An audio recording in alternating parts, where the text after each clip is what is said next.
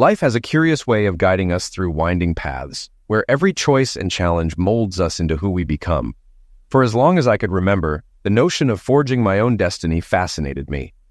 I grew up in a modest home where dreams were fragile yet unwavering. My mother, who juggled several part-time jobs, always told me that perseverance could turn even the most daunting dreams into reality. It was those early conversations as she fixed the frayed edges of my school uniforms or stirred a steaming pot of soup that planted the seed of ambition within me. I believed I could do anything, even own a radio station someday. College was my proving ground. I stepped onto the university campus with barely more than a suitcase and an old transistor radio my mother handed me as I boarded the bus. It wasn't just a token of encouragement, it was a tangible reminder of where I came from and what awaited me if I failed. The pulse of the city, the constant buzz of ambition around me, fueled my resolve. I threw myself into classes, joined the college radio station, and soon found myself managing morning shows and handling broadcast equipment that had stories older than I was. It wasn't always smooth sailing. There were times when the pressure seemed insurmountable. Balancing studies, work, and a social life was like juggling a dozen glass balls in a storm. But I adapted, learned, and thrived. Years later, when opportunity finally knocked and I bought my own station, WJTW, I felt an indescribable surge of fulfillment. It was a testament to every late night, every moment of doubt, and every risk I had taken. Sitting at my cluttered desk, I looked out through the frost-covered window, letting the reality of my tangled life weigh down on me. A biting wind lashed at the barren branches outside, and the forecast threatened an oncoming blizzard. Most of the townsfolk eagerly awaited the snow as it promised a picturesque prelude to Christmas, still weeks away. Yet not everyone shared their excitement. For those struggling under the rising tide of unemployment, festivities were an afterthought. The county's jobless rate had skyrocketed to more than 14%, casting a dark shadow over many homes. In my hand, a nameplate caught my eye, Tom Ambrose, President. A bittersweet smile crossed my face as I remembered the day I purchased the station. WJTW wasn't just a business. It was a piece of me, and the only one of its kind serving our city and county. As I sat there watching the wind create swirling snow patterns, my mood wavered between gloom and hope. The Christmas music playing in my office didn't lift my spirits as it usually did.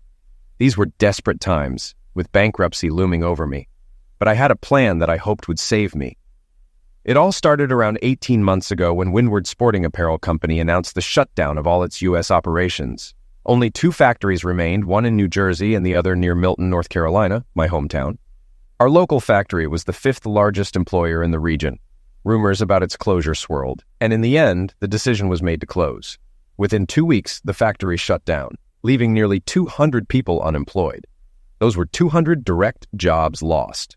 The surrounding area likely lost another 300 to 400 indirect jobs due to the closure. Soon after, Walmart announced it would shut down its local store following the opening of a superstore 20 miles away. Other businesses, including CVS Pharmacy, followed suit by either closing or relocating. Then, the national economy tanked. Unemployment in our area rose to between 14 and 15% and threatened to climb higher as our local economy crumbled. The radio station lost nearly 40% of its advertisers. I found myself struggling to pay my bills. I had mortgage debts for both the station and the land where I planned to build a new tower. To make things worse, I found out that Edgar Brenner, who held the mortgage on the land, was moving to foreclose. I owed just $37,000, but if I couldn't get the mortgage current, I would lose both the land and the money I'd already invested. It felt like I spent my days just juggling bills and keeping creditors at bay. Owning a radio station had been my lifelong dream. I was fascinated by broadcasting, especially radio. But with all my recent challenges, my confidence had taken a huge hit. Still, my passion for radio endured. In business school, they taught us that if you keep losing money, you need to cut your losses. But I didn't want to give up on the station. My love for radio started in 2nd grade when I first noticed the tube radio my mom kept in the kitchen. It had a warm, inviting sound. Each morning, Mom would tune in to her favorite station, WNEW in New York City, and William B. Williams would fill the kitchen with friendly chatter and soft music. On cold winter mornings, I would look at the radio and envy Mr. Williams. He was in a cozy, safe spot while I had to brave the cold on my way to school. Of course, I had no idea back then that Mr. Williams probably had to get up at 4 in the morning and deal with New York City's cold and traffic to reach that warm, safe place. Regardless, I think that's when I first fell in love with radio. My passion grew over the years, and by high school it was nearly an obsession. Yes, I was the guy who did the morning announcements. It was the closest thing to radio I could do at the time. And yes, I was one of those kids who helped with the school's audio-visual equipment. Soon after starting school, I got a job. It was part-time during the school year and full-time during the summer. Most of what I earned went into a savings account I called my radio station fund. I kept working through college and saving. My grades were good enough for a state-funded scholarship, and my parents covered the rest while I pursued a business degree. Although I wanted to major in communications, I knew a business degree would be useful when I finally owned my station. As soon as my parents dropped me off at my dorm freshman year, I immediately looked for the college radio station. Within an hour of being on campus, I was already signed up to volunteer. Those 4 years were amazing, and by my senior year, I was promoted to station manager, a position that even came with a $500 a month paycheck. The only downside was dealing with Chad Duncan III. Chad was an insufferable snob and the editor of the school newspaper. His wealthy parents owned several newspapers and magazines in the Northeast, and he never missed an opportunity to remind everyone about his connections, or that he would someday run TriStar Media. Despite his arrogance, I had to coordinate with him for school events to plan ads and attend the quarterly budget meetings that the college required for funded organizations. I began attending these meetings as a sophomore, but got more involved in my junior year when it was decided I would be the next station manager. During his junior year, Chad became the editor of the school newspaper, which only boosted his ego even more. We first clashed when I presented my budget at the start of my senior year. The station badly needed to replace some outdated equipment. I'm pretty sure Marconi himself built some of it. It was so ancient. Chad, meanwhile, wanted to increase the newspaper's budget to buy a new computer system, even though the existing ones were under 3 years old, and purchase new furniture for their office. When the final budget was approved, the radio station received a $40,000 increase, while the newspaper's budget was cut by $25,000. Chad was furious. The newspaper's budget was reduced because it had shifted to digital a few years prior. Printing, once its biggest expense, was no longer significant since most students read the paper via an app. This didn't matter to Chad. He now resented the radio station, and especially me as its manager. I'd known Chad had a girlfriend, Amanda Edwards. She wasn't exceptionally beautiful, but was very nice. They had been together since freshman year, but Chad suddenly dumped her midway through senior year. Amanda, who was majoring in interior design and wrote columns for the school newspaper, was deeply upset. She soon began working at the radio station, which only fueled Chad's resentment towards me and the station. I offered Amanda a job as a roving reporter and let her run a weekly editorial column. Chad was livid when he learned I'd taken her on, adding to his hostility. Chad retaliated by criticizing the radio station in every newspaper issue. We, in turn, responded with our own jabs. Chad then complained to the college president that we were wasting our budget on pizza and beer. While it was true we held weekly pizza and beer parties, we paid for them ourselves. Despite this, I was called before the disciplinary board. Chad arrived with photos of our parties, while I came with receipts proving every station expense was legitimate. We were found to have done nothing wrong, so no disciplinary action was taken against me or the station. Although I found the feud ridiculous and tried to make peace, Chad saw it as a sign of weakness and escalated his attacks. It took weeks, but we eventually got our revenge with the help of Billy Williams, a computer science student. When Chad would finalize each issue and send it to the print shop and online, Billy figured out how to intercept it and swap it with one we altered. We didn't do anything terrible, just inserted absurd stories, countless limericks, and only partial sports scores. We added silly editorials like calling for mandatory nap times in class and drinking fountains that dispensed beer. When the paper came out, Chad was livid. Most of his staff found it hilarious, which only made him angrier. I couldn't understand why he was so upset. By most accounts, it was the most entertaining issue in years. We wanted to embarrass Chad, but things backfired on us. Chad didn't share the humor. "You son of a witch!" Chad shouted, bursting into my office and slamming a copy of the paper onto my desk. "You did this! You ruined the paper!" He was so angry that spit flew as he spoke. "I don't know how you did it, but you did. I won't forget this."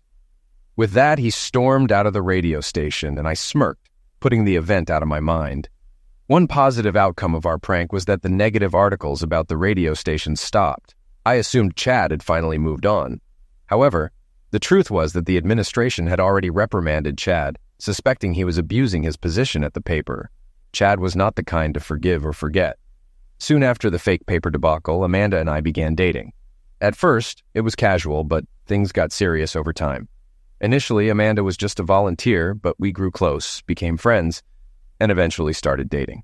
After we got serious, we moved in together and shared an apartment for the last 3 months of school. By then, I was completely in love with her, and I believe she felt the same way. 6 months after graduation, Amanda and I got married. She landed a job as an interior designer for a large firm, and I started working as a stockbroker for a major financial company. Although we were both earning decent salaries, we hated our jobs.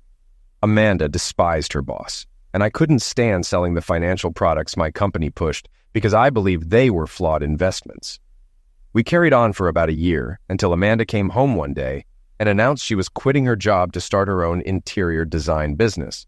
I was a bit frustrated that she hadn't discussed this with me beforehand, but I wanted to support her, so I let it go. In hindsight, I should have seen this as a warning sign in our marriage. With only one stable income, I was now handling most of the financial responsibilities. Since we got married, every time I received a bonus, I split it between the fund for our new house and the radio station fund. 80% went to the house fund and 20% to the radio station. If Amanda received cash for her work, she would transfer it to the house fund. However, when Amanda quit her job without discussing it with me, I changed the distribution to 50-50ths. Amanda wasn't pleased with this change and stopped contributing to the house fund entirely. This was red flag number 2, and I ignored it. About a year later, my bosses recognized my good performance and offered me a new position in Greenville, North Carolina. I expected Amanda to be upset when I brought it up, but she was surprisingly excited. Competing with larger interior design firms at our current location had limited her business's growth, so the idea of moving to a smaller city appealed to her. The move went smoothly, and Amanda's business did grow, although she still didn't earn as much as she did at the large interior design company. On the other hand, I received bonuses for relocating to Greenville, opening an office and staffing it within a month, and making the office profitable within 6 months. Despite the financial success, I still disliked my job. We settled into a rented house and continued with life. On weekends, Amanda and I explored the small towns around Greenville. Amanda searched for furniture and decor for her business, while I hunted for antique radios.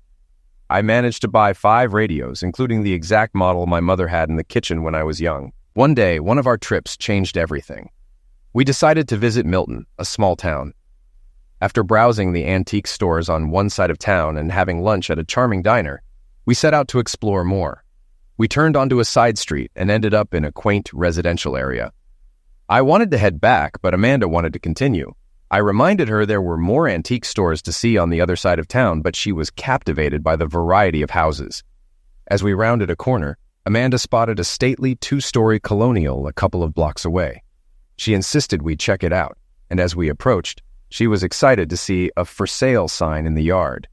The house was open for viewing that day, and Amanda eagerly pulled me up the steps. The realtor was happy to see visitors, as it had been a slow day. Amanda followed the realtor, inspecting every inch of the house. The house appeared well built, but needed some repairs. Amanda wanted to go through the house a second time, but I found something else that caught my attention: a radio station in the field behind the house. While Amanda explored the house further, I wandered over to the station, which had a sign out front reading, WJTW 1590 AM, your hometown radio station. The I and O in radio were so faded they were nearly invisible. Inside the station, I met Mrs. Sylvia Porter in her office. She looked startled, as if she hadn't expected anyone to come in, thinking she'd locked the door. I quickly learned she owned both the house Amanda was eyeing and the radio station. She and her husband had run the station for 32 years. Initially, they had lived in part of the station itself. Mr. Porter later expanded the building, adding 2 bedrooms, a bathroom, a small living room, and a kitchen, along with a fireplace in the living room. After their 2 daughters were born, he built the colonial house across the field. Mrs. Porter's eyes clouded over when she mentioned her husband, who had passed away 2 years earlier. She had tried to keep running the station, but her heart wasn't in it. The station had been up for sale for over a year, but no one showed interest. 5 months earlier, she had shut it down since the station's license was due for renewal, and she had no plans to renew it. Her intention was to sell the land and move to Florida to be near her daughters. She felt disheartened as no one had made an offer, and the last two potential buyers for the house couldn't secure financing. People had advised Mrs. Porter not to offer her own financing, but she was reconsidering. The more I talked to her, the more excited I became about owning the station. I told her I was interested but didn't have enough money. Surprised by my enthusiasm, Mrs. Porter offered me a mortgage on the property. When I reunited with Amanda, my heart was racing. Before I could say anything, Amanda said she had fallen in love with the house and wanted to make an offer. She believed it would be a perfect showcase for her business. Over coffee, I told Amanda about the radio station and its availability, suggesting we make an offer on both properties.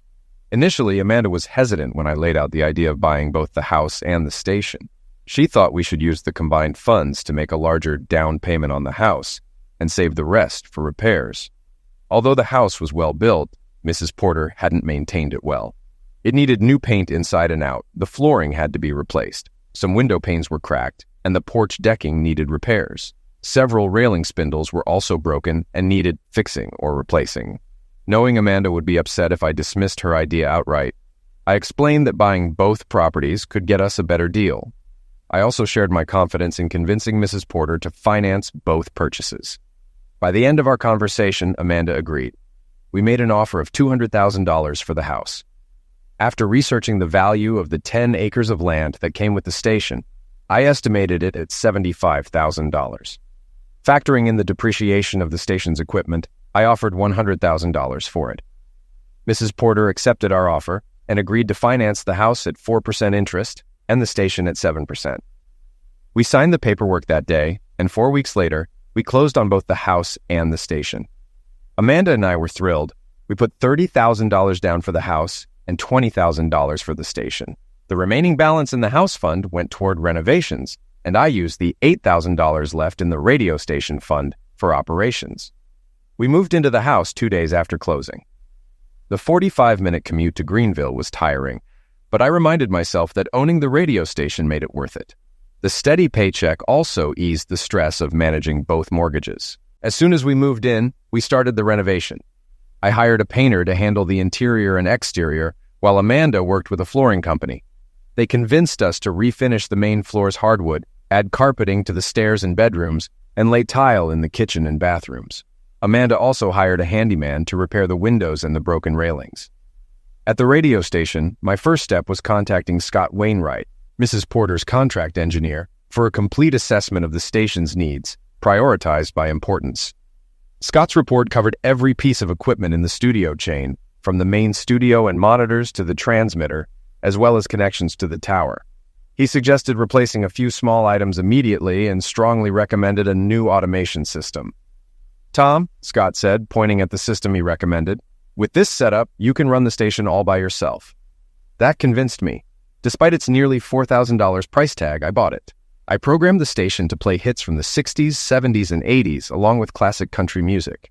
I wasn't sure what the audience wanted, but figured it would work until I got a better sense. It turned out to be exactly what listeners wanted. Scott also mentioned something else that intrigued me. Before he passed away, Fred had hired a broadcast engineer from Washington to study moving the tower 20 miles closer to Greenville. The study showed that this move would provide strong coverage in Greenville.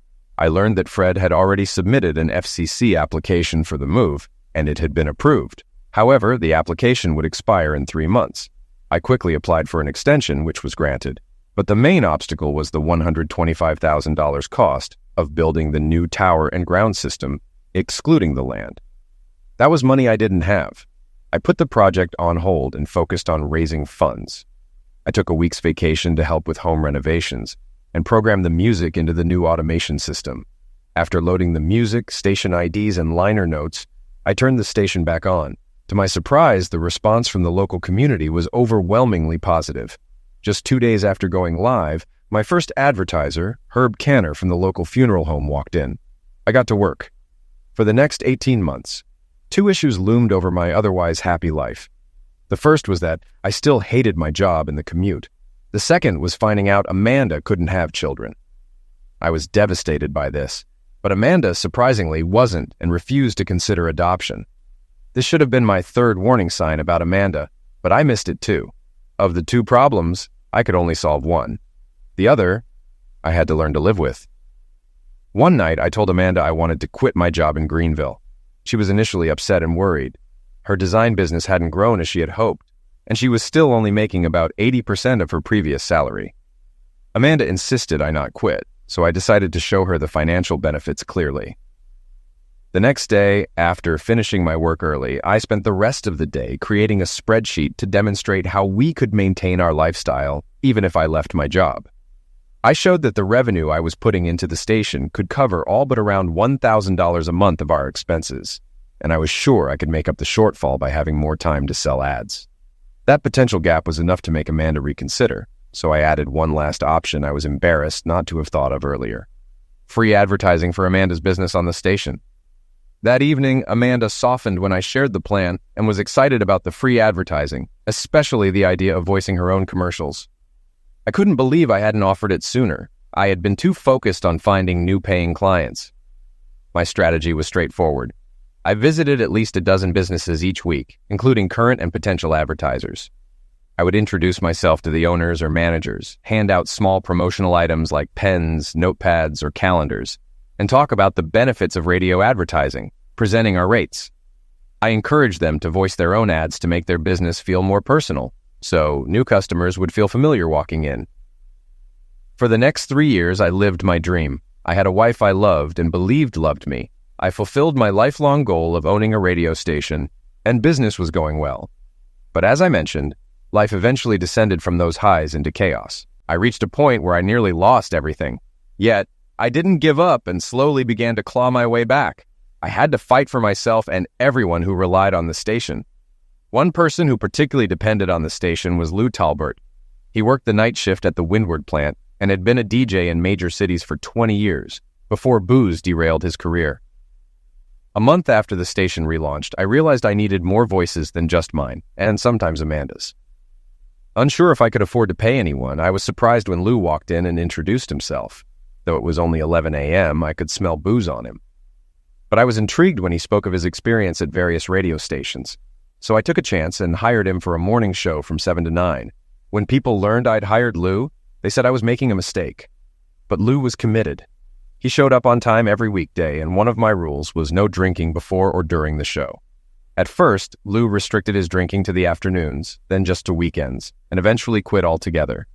As he stayed sober, I expanded his responsibilities and raised his pay. His show started off rough. Lou hadn't been on air in years and was used to having someone else at the controls. But he gradually found his rhythm, and listeners loved his mix of music and stories.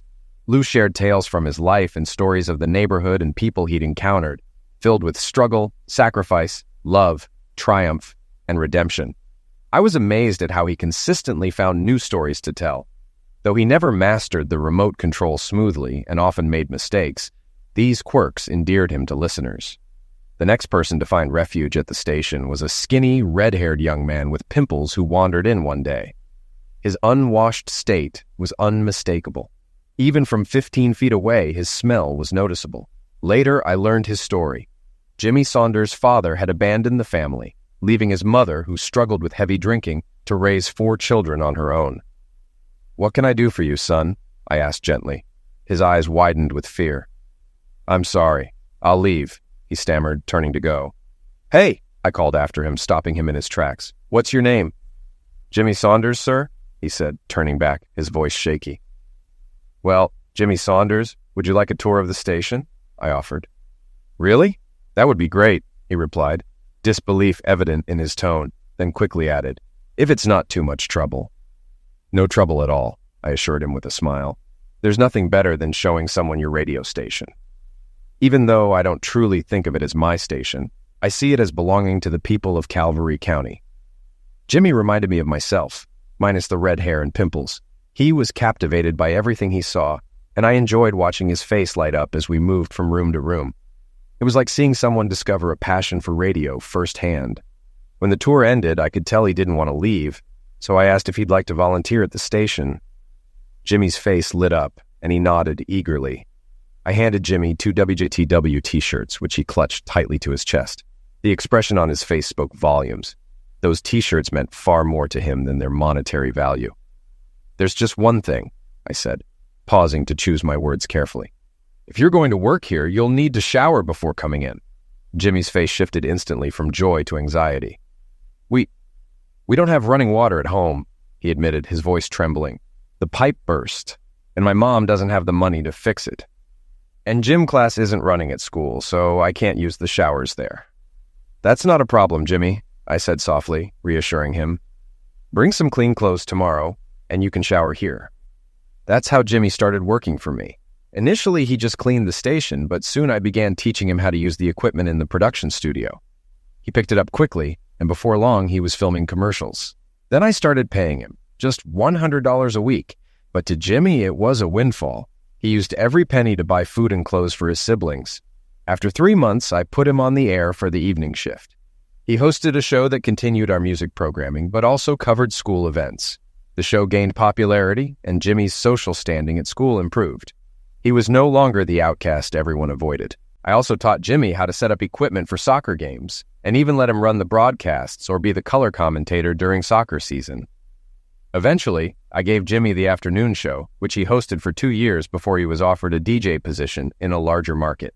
Jimmy even came up with a solution for a potential crisis involving high school soccer broadcasts. The issue was that there were 5 high schools in the county, and each wanted their games broadcast on Friday nights. I worried that airing one school's games at the expense of the others would alienate those schools' fans. Jimmy suggested broadcasting 2 games per school per season and hiring students to attend and record highlights from the other games using digital voice recorders. The next day, we would edit these highlights into our broadcast for the Saturday morning sports show. This plan was a hit and resolved the problem perfectly. 2 years after buying the radio station, I found a 10-acre plot that was ideal for a new tower. It was the closest I could legally move under the original FCC application Fred had submitted. The land belonged to Edgar Brenner, one of the area's largest farmers known for his hard-nosed business tactics. He owned 1,500 acres of prime farmland, but the 10 acres I wanted were swampy, with only 1 dry acre. Despite this, Mr. Brenner insisted on $8,000 per acre, the going rate for prime farmland, even though the land was far from it. He refused to negotiate, knowing it was the perfect location for me. I only needed 5 acres and tried to buy just that much along the road, but he was firm. It was all or nothing. I don't care if I sell the land or not, he said over the phone, but I'm willing to offer a 5-year mortgage at 9% interest. At that time, bank rates were only 3-4%. Brenner knew the local banks wouldn't finance me. After an exhaustive search, I found no suitable alternative and had to swallow my pride and accept his terms. I purchased the land knowing the station could afford the mortgage despite the tough conditions. 6 months later, business was doing well, and I realized I needed a part-time bookkeeper to handle accounting, phone calls, and billing. I wanted someone for 20 hours a week at $200 weekly. I posted an ad and even ran a small notice in a Greenville newspaper, but got no responses. Just when I was about to give up and wait until I could hire full-time, there was a knock at my door one morning. Standing there was a young woman in her early 20s with a look of nervousness that reminded me of Jimmy. "Sorry to bother you," she said timidly, holding out a newspaper. "Is the job still available?" "Yes, it is," I replied, taking a moment to observe her. She was petite, with light brown hair pulled back into a ponytail, wearing a wrinkled dress and worn shoes. She looked slender, almost frail, but had a pretty face and a shy smile. She glanced around nervously, and I quickly refocused. "Please, have a seat," I said, gesturing to the chair across from me. "I'm Tom Ambrose," I introduced myself, extending my hand. "I'm Tracy Bronson," she responded, shaking my hand. "So, tell me a bit about yourself," I said. "Do you have a resume?" "No, sir," she answered, her eyes wide with worry. "I didn't know I needed one." "No problem," I reassured her. "Do you have any bookkeeping experience?" She shook her head and looked down. Honestly, the bookkeeping work I needed only required basic computer skills. "Are you familiar with Windows?" I asked. Tracy looked up and managed a small smile. "I can use a word processor," she said. "What about spreadsheets?" I pressed on. She shook her head again, and I began to wonder if this would work out. Just then, something unexpected happened. "Mommy," came a small, soft voice. Tracy jumped up from her chair. "I'm so sorry, that's my daughter. I'll take her back to the car." "No, let her come inside," I said, smiling. "I don't mind." The little girl couldn't have been more than 3 or 4 years old. Her fine blonde hair was freshly brushed and adorned with a pink bow, and the corners of her mouth were sticky with traces of a lollipop. Holding her mother's hand, she sucked her thumb. Once Tracy sat down again, the girl climbed into her lap and rested her head on her shoulder. "Can we eat soon?" the little girl asked. "I'm really hungry." "Sweetheart, we'll go eat when I'm done. This is my daughter, Kimberly," Tracy said, kissing her daughter's head. I reached into the cupboard and took out a Tupperware container. Opening it, I asked Kimberly, "Do you like cookies?" Her eyes lit up, but she looked to her mother for approval. Tracy nodded, and Kimberly took a cookie. "Thank you," she said. "One cookie isn't enough," I said with a smile, setting 2 more cookies on the table in front of Kimberly. "You need at least 2 more. What about you, Mom? These are homemade chocolate chip cookies made by Mrs. Myers down the street. She drops them off every week, joking that it's her way of bribing us to keep playing her favorite music on WJTW. Mrs. Myers would be disappointed if you didn't at least try one." Kimberly quickly ate her cookie, while Tracy hesitated before taking a bite of her own. She kept her eyes on me, probably trying to figure out if she would get the job. I glanced at Kimberly sitting in her lap and decided to take a chance on Tracy. "Well, if you're interested in the job, it's yours," I said as I stood up. Tracy's eyes brightened, and she thanked me sincerely. "I'll grab the W-9 form so we can get you started." Just as I was heading to my office, I heard Kimberly ask her mother a question that nearly broke my heart. "Mommy, are we going to have to sleep in the car again tonight? It's so cold in there." "It won't be for long, honey," Tracy replied, her voice sad. I paused and turned back. "If you're going to work here, you should at least know where the bathroom is. Come on, I'll show you around the station." I led them through the radio side of the building, and what struck me was Kimberly's wide-eyed excitement when she realized what was playing in the main studio was being broadcast live. I saved the residential section for last. The previous owners had lived there until they could afford to build the colonial house across the street. My wife and I had bought both the house and the lot together. I walked them through the rooms and then made an offer. "It just occurred to me that you're probably new in town and haven't had time to find a place yet," I said, a bit uncertainly. "If you've already got a place or plan to stay at a motel, that's fine. But if you'd like, you're welcome to use this part of the station until you find something more permanent." Tracy looked hesitant, so I tried to reassure her. "I know it sounds unusual, but Jimmy has stayed here many nights, and even Lou, my morning guy, used it when his apartment was being fumigated. I was actually planning to put new locks on the bedroom door, but I hadn't done it yet. If you'd like, I can put a lock on the main bedroom, and you'll have the only keys." Kimberly's eyes were filled with hope, but Tracy still seemed unsure. I knew they needed a place to stay, but I didn't want to push her. It had to be her choice. "If you want, I can put the lock on right now," I said, checking my watch. "But if not, I need to go, and you can start work at 9 tomorrow morning." Tracy looked at her daughter and then back at me. "We'd really appreciate it if we could stay here. You're right, we don't have anywhere to stay yet." In about 15 minutes, I installed the new lock on the bedroom door and handed Tracy the keys. "There's some leftover pizza and soda in the fridge," I said, pointing it out. "Help yourself to whatever you find. That's the rule here. And don't forget the cookies in my office. Please finish them so I don't eat them all myself." Tracy started working and living at the station. For the first week, she pretended she'd soon find another place, but I knew that on her current pay, she couldn't afford even a tiny room. At the beginning of the second week, she admitted she had nowhere else to go. Tracy told me she'd left her abusive boyfriend when he started striking Kimberly. I told her she could stay as long as she needed. Hiring Tracy turned out to be one of the best decisions I ever made. She mastered the spreadsheet program in under an hour and reorganized the filing system so we could easily find documents. She also created a client billing schedule and a template for invoices. Although I hired her for just 20 hours a week, she worked at least 40 and never complained. By the third week, I felt guilty and raised her pay to $250 a week. I also told her that if she wanted to try sales, she'd earn 25% of any ad revenue she brought in. Tracy took to sales naturally, soon earning $400 to $500 a month in commissions. I loved having Tracy and Kimberly around. Tracy was willing to take on any task I gave her, and I never knew where Kimberly would be playing. She wasn't allowed in the transmitting room, which I kept locked, but she could play in the studios if they weren't being used. Amanda was not happy when I told her that Tracy and Kimberly were living in the station's residential area.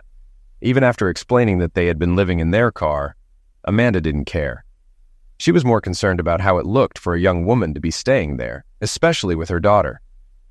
That should have been another warning sign for me, but I missed it. I still believed Amanda and I were living a dream life. I thought we were closer than ever and couldn't imagine loving anyone more. Amanda's business had grown so much that she was now earning more than she did at her old job, thanks in part to the commercials aired on the station. Everything seemed perfect. Our neighbors were friendly too. Mrs. Myers baked cookies and pies for us, and the neighborhood kids played stickball, street hockey, and dodgeball on the road outside the station. When I had free time, I would join them. Because I was much bigger than them, I used my left hand to even the playing field since I was right-handed. When we played hockey, I was only allowed to be the goalie, and my goal was twice as large. My favorite neighbor was Henry Wilson, who lived across the street from the station. A retired Marine and Vietnam veteran, Henry would come by 3 or 4 times a week to have coffee and chat. His stories were great, and not all were about the war. Some were more colorful. He had lost his wife, Ellie, 5 years ago, and it was clear he was still grieving. When he talked about her, you could see the love in his eyes. I loved spending time with Henry, but I noticed him declining over the years. He battled cancer, likely from Agent Orange exposure, and had heart problems. He'd had open-heart surgery a decade ago and 5 stents since. Despite being sick most of the time and struggling financially, Henry never complained. His income from Social Security and a military pension barely covered his medical bills. I suggested he visit a veterans hospital, but he refused, saying he'd rather die than go to that place, which had a poor reputation. I agreed. Our local veterans hospital was one of the oldest, understaffed, and poorly maintained. The way we treat our veterans is, in my opinion, disgraceful. People often say the only certainties in life are death and taxes, but they're wrong. The only real constants are death and change. That's what happened to my perfect little world. It began to change. The local economy started to falter when the Windward factory closed, followed by Walmart and a major pharmacy. The neighborhood had weathered hard times before and struggled to adjust, but when the national economy took a turn for the worse, everyone's business suffered, including the radio station. Advertising revenue dropped by 20%, and I struggled to make up for it. I managed to soften the blow somewhat by bartering with local businesses, like trading ad spots for gas at a local station and gym memberships for Amanda and me. Things seemed to settle for a bit, but the hits kept coming. Braxton Machine Company, which made parts for commercial and military aircraft and employed 400 people, announced it was moving operations to Mexico. This loss sent shockwaves through the community, and some smaller businesses went bankrupt. The local Chamber of Commerce decided to try to attract new businesses to the area to offset job losses. I was elected to a committee to help bring in new businesses to Milton and nearby towns. Just as I started working on this, trouble arrived in the form of Chad Duncan III. Chad's family owned over 100 small and medium-sized newspapers, mostly the kind that were delivered for free, plus 12 regional magazines and 4 TV stations, 2 affiliated with CBS and 2 with NBC. Their business model was simple: keep the properties as long as they were profitable. While none of these individually made much money, together, they generated a significant cash flow for the family. One evening, Amanda came home late, excited about a new client, Chad Duncan III. He had hired her to design the office for his new newspaper, the Milton Free Press. I felt uneasy that Chad had reappeared after all these years, but I didn't worry too much. A red flag I should have paid attention to. The chamber welcomed Chad, seeing his business as a positive sign for the town. It was a farce. He only hired 3 people, a reporter, a salesman, and an office manager who also doubled as either. Everything else the paper needed was outsourced, and it was printed in Greenville. I spoke with Chad several times at chamber meetings and community events. He seemed friendly enough, and I mistakenly believed that our college rivalry was behind us. He appeared to settle into the community, made generous donations to local charities, and joined various local clubs. Chad had come south to expand his family's media empire in the Southeast. Before meeting Amanda, his family had already acquired the Greenville Times and planned to launch 8 more small-town newspapers and a fishing and hunting magazine. 4 of those newspapers were planned for towns within our county. However, Chad seemed more focused on helping Amanda grow her business than on expanding his family's company. Soon, Amanda started coming home later and began staying overnight in Greenville, citing early morning meetings. These were clear warning signs, and this time I noticed them. I could feel Amanda slipping away, but I didn't want to give up without a fight.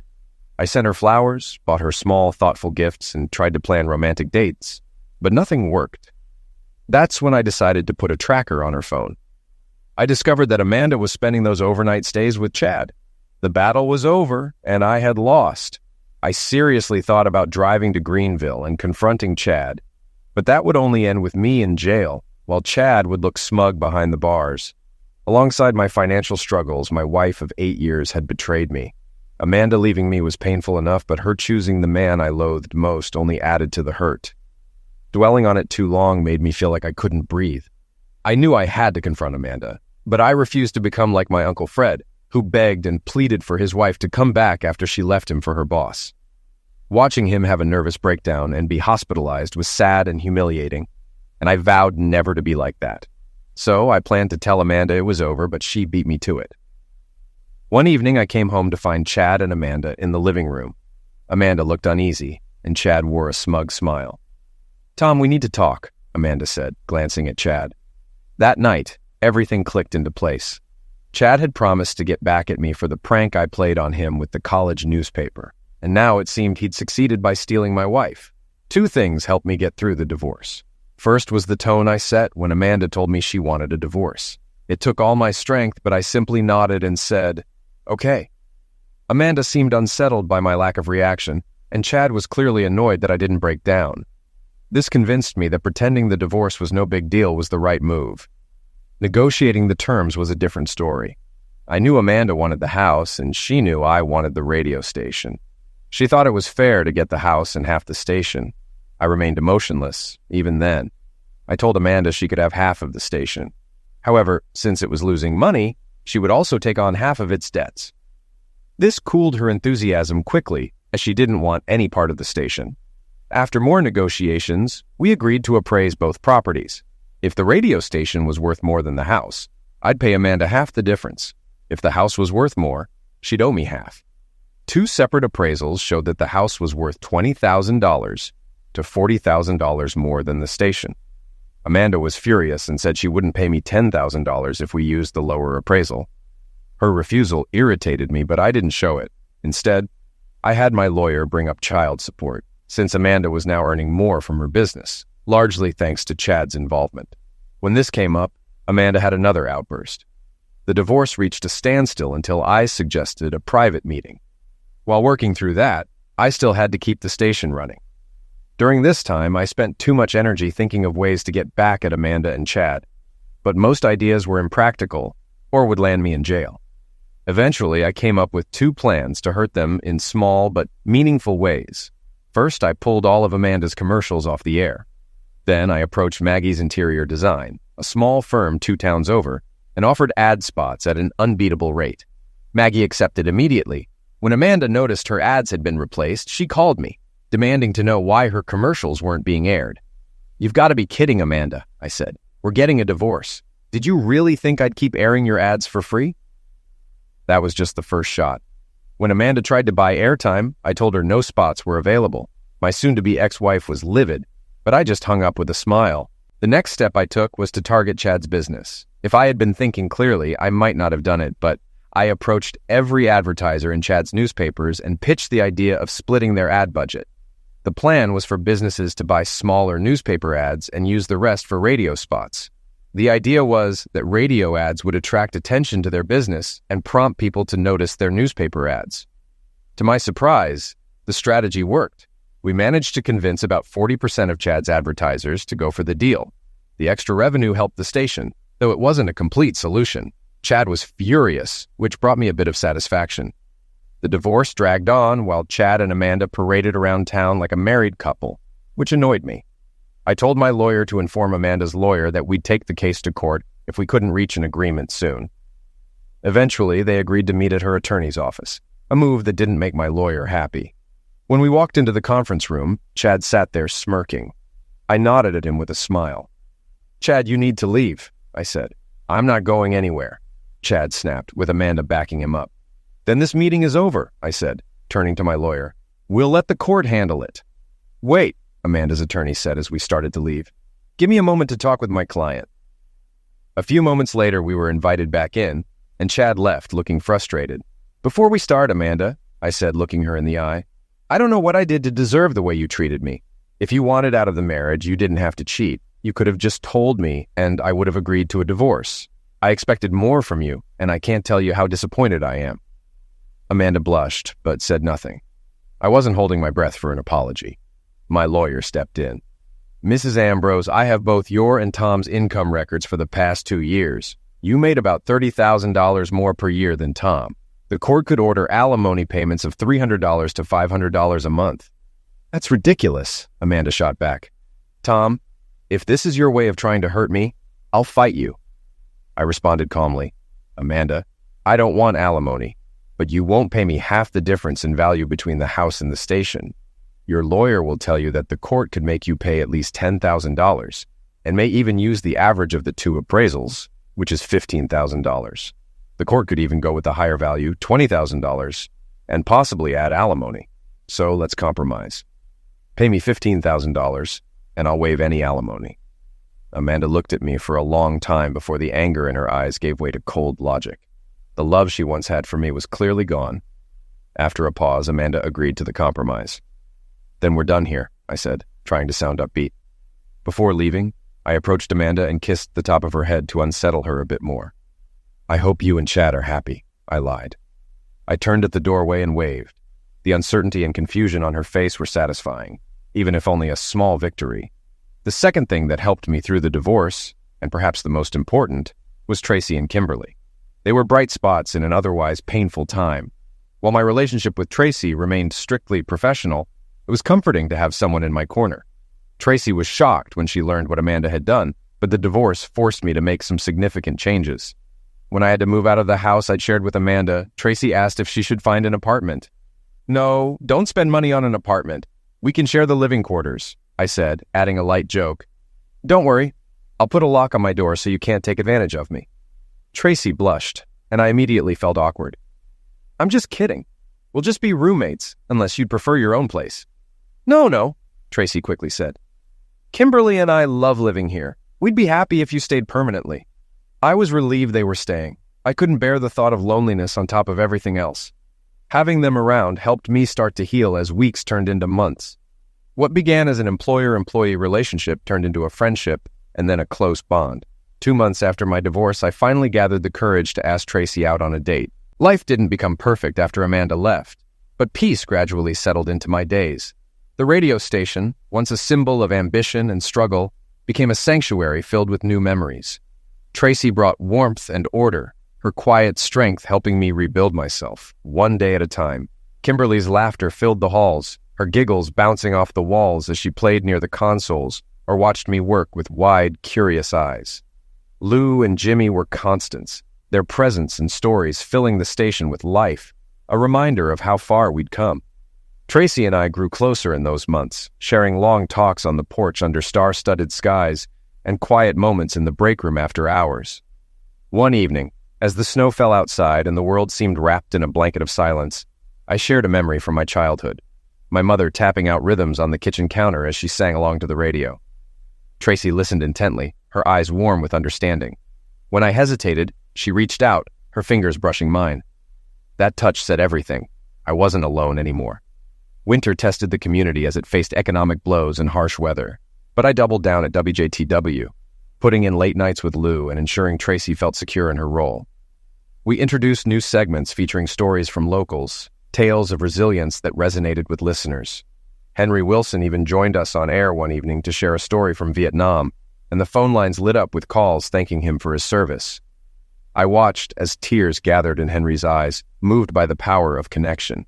Tracy thrived in her role, mastering the station's operations and earning the respect of local advertisers. Kimberly would often sit coloring in the corner of my office as Tracy and I worked, her innocent chatter breaking up the silence and easing the loneliness that sometimes crept in.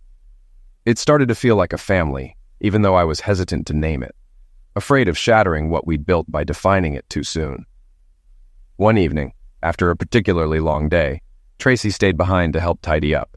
Kimberly had fallen asleep on the old couch, surrounded by her beloved stuffed animals. Tracy and I stood together in the studio, the soft hum of the transmitter filling the silence. I turned to her and realized that what I wanted wasn't the polished ambition I had once shared with Amanda or the rivalry that had driven me. It was this, something simple, honest, and unbreakable.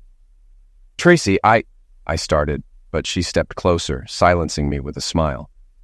"You don't have to say anything," she whispered. And in that silence, the unspoken words between us were clear. Our first kiss was hesitant but full of emotion, a promise of things to come. The months that followed were a blend of cautious steps forward. We spent evenings on the porch sharing stories, laughing over Tracy's failed baking experiments, and basking in the warmth of Kimberly's joyful presence as winter thawed into spring. When Henry passed away that spring, the town felt the loss deeply. At his funeral, I spoke of his courage and kindness, his stories that had become woven into the fabric of our community. Tracy held my hand tightly as my voice wavered, offering the strength I needed to finish. WJTW continued to grow, finding its rhythm as advertisers returned and community support surged. Tracy's creativity led to local talent nights and expanded programming. Lou became a legend with his Memories at Dawn segment, and Jimmy, now in a larger market, called in with updates and signed off with, "But it's not the same as home." The station wasn't just surviving, it was thriving, a beacon of connection and resilience. My bond with Tracy deepened, evolving into a love that was undeniable. Kimberly started calling me Uncle Tom, each time making Tracy's eyes mist with emotion. On the anniversary of the day I first signed the papers for WJTW, I proposed to Tracy in the studio, where it all began. It wasn't grand or elaborate, just me, her, and a simple question. She said yes with tears and laughter, and Kimberly clapped her small hands in joy. Our wedding was intimate, filled with love and the laughter of friends and neighbors. Mrs. Myers baked the cake, and the ceremony was held in the old community hall, where Henry had once danced with Ellie.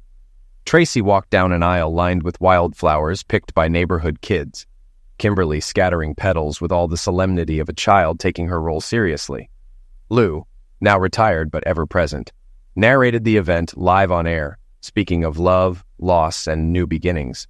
Life didn't get easier overnight. There were late nights at the station, unexpected repairs, and the everyday challenges of balancing work and family. But each obstacle was met with Tracy's steady presence and the laughter of a growing Kimberly.